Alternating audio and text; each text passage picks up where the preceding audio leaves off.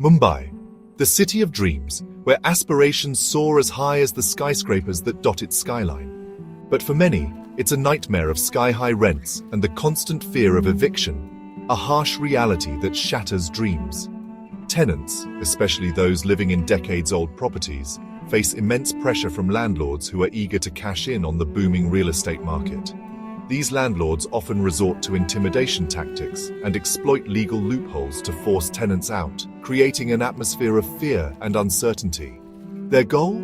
To grab the property and sell it for a fortune, transforming old homes into luxury apartments that only the wealthy can afford. The current system is rigged against tenants, making it incredibly difficult for them to fight back and protect their homes.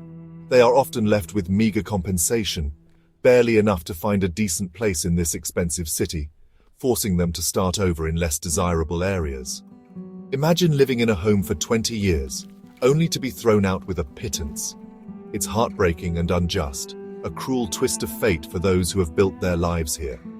This is where Section 56 of the Maharashtra Rent Control Act comes in, a beacon of hope for Mumbai's beleaguered tenants, offering a glimmer of justice in an otherwise bleak situation. Section 56 is straightforward. It mandates that landlords must pay full market value compensation to tenants in eviction cases. Think of it as a safety net, ensuring tenants aren't left high and dry. Unfortunately, the current law doesn't make this mandatory. It gives landlords a loophole to exploit, and exploit they do. They file frivolous cases, harass tenants, and offer paltry sums, hoping to scare them into leaving. This needs to change. Making Section 56 mandatory would be a game changer. It would empower tenants, giving them the legal backing to fight for their rights. Check 1, check 2, check. Let's be clear. Mandatory Section 56 isn't about punishing landlords. It's about creating a balanced and just system for everyone involved. It's about bringing fairness to the system, ensuring that both landlords and tenants are treated with respect and equity. Here's how. Firstly, it would drastically reduce frivolous lawsuits. This means fewer unnecessary legal battles that waste time and resources. No more landlords harassing tenants with baseless eviction notices. Tenants can live without the constant fear of being unjustly evicted. If they want the property, they'll have to pay the price. This ensures that tenants are fairly compensated for their inconvenience and displacement. Secondly, it protects tenants' rights. Tenants deserve to feel secure in their homes. They have a right to their homes, especially those who've lived there for generations. Their homes are more than just buildings. They are filled with memories and emotional value.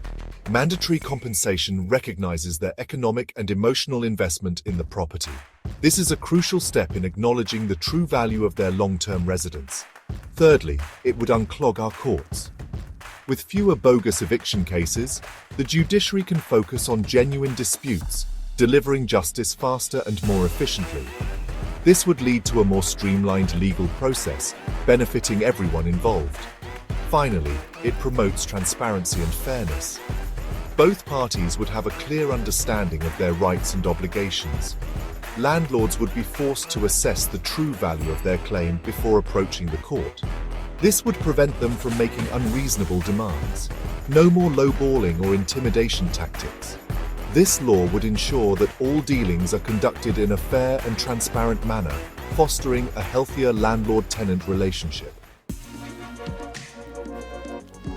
Some landlords might cry foul, claiming their rights are being trampled upon, feeling that the new regulations are unfairly restrictive.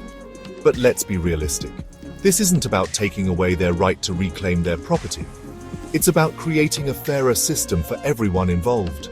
If a landlord has a genuine need for the property, say, they want to live there themselves or accommodate a family member, they can still pursue eviction, but they must compensate the tenant fairly, at market value, ensuring the tenant isn't left in a difficult situation. That's not unreasonable, is it?